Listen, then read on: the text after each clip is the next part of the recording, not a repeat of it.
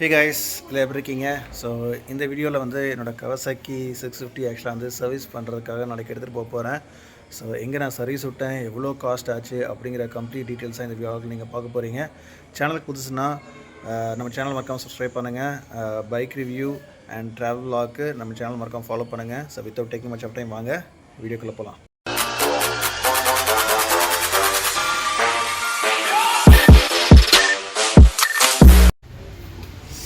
So நம்ம Ninja 650யோட third service முடிஞ்சு.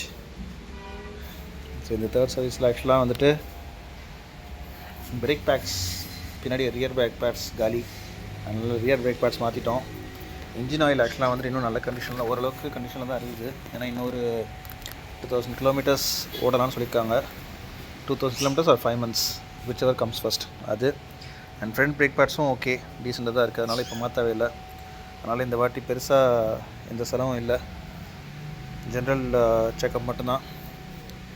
வண்டி ஆனால் க்ளீன் அண்ட் நீட்டாக இருக்குது. எடுத்துகிட்டு போகலான்னு நினச்சா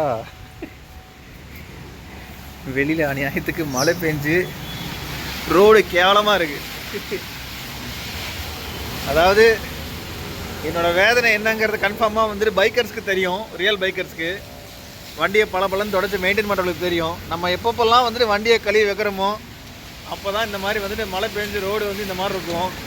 இந்த கண்டிஷனில் நான் இறக்கி ஓடிட்டு போனேன்னு வச்சுக்கோங்களேன், அவ்வளோதான், மற்ற வண்டி டேமேஜ். மற்றபடி வண்டியோட சர்வீஸ் ஆக்சுவலாக வந்துட்டு ரீசெண்டாக முடிஞ்சிருச்சு. ஸோ பயந்துட்டே இருந்தேன் இந்த வாட்டி ஏதாவது செலவு பெருசாக வைக்குமான்னு சொல்லிட்டு. ஏன்னா நம்ம வந்துட்டு ஜனவரி மந்த் தான் நான் வந்து சர்வீஸ் பண்ணேன்.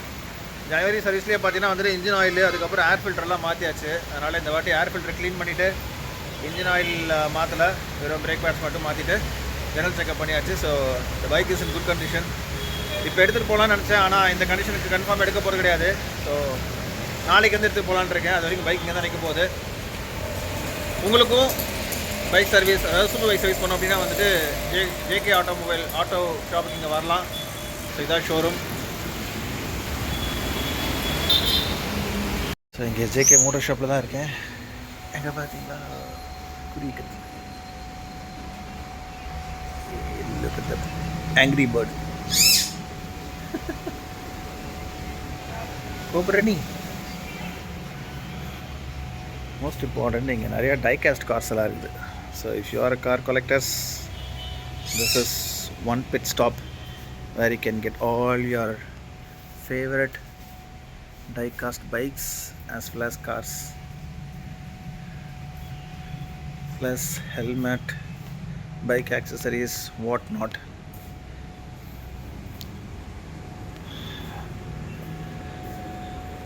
Bike is all good. So வழியாக பைக் சர்வீஸ் முடிஞ்சு. எதிர்பார்த்த மாதிரி எனக்கு கிளைமேட்டும் வந்துட்டு கொஞ்சம் சுமாராக இருந்துச்சு, மழை பெய்யல, ரோடு கொஞ்சம் ட்ரையாக இருந்துச்சு. ஸோ இதுதான் நல்ல டைம்னு சொல்லிவிட்டு நான் பைக் எடுத்து கிளம்பிட்டேன். பைக் வேறு கொஞ்சம் பழப்பழம் தொடச்சி வச்சுருந்தாங்களா, சரி ஓகே இதுதான் சான்ஸ்னு சொல்லிவிட்டு வந்து வேலை ஒரு சின்ன ஒரு ஃபோட்டோ ஷூட் பண்ணேன். ஸோ ஒரு வழியாக சர்வீஸ் பண்ணி வீட்டுக்கு வந்தாச்சு. மழையில் மாட்டாமல் பைக்கை இதே க்ளீன் கண்டிஷனோடு கொண்டு வந்து சேர்க்கறதே ஒரு பெரிய சேலஞ்சிங்காக போயிடுச்சு. So that's it. Happy me. So thank you for வாட்சிங். இன்னொரு இன்ட்ரெஸ்டிங்கான வ்ளாகில் உங்கள் எல்லாத்தையும் நான் மீட் பண்ணுறேன். அது வரைக்கும் it's me Shalson signing off. Bye. Love you all. Take care. Always drive safe. Please wear helmet.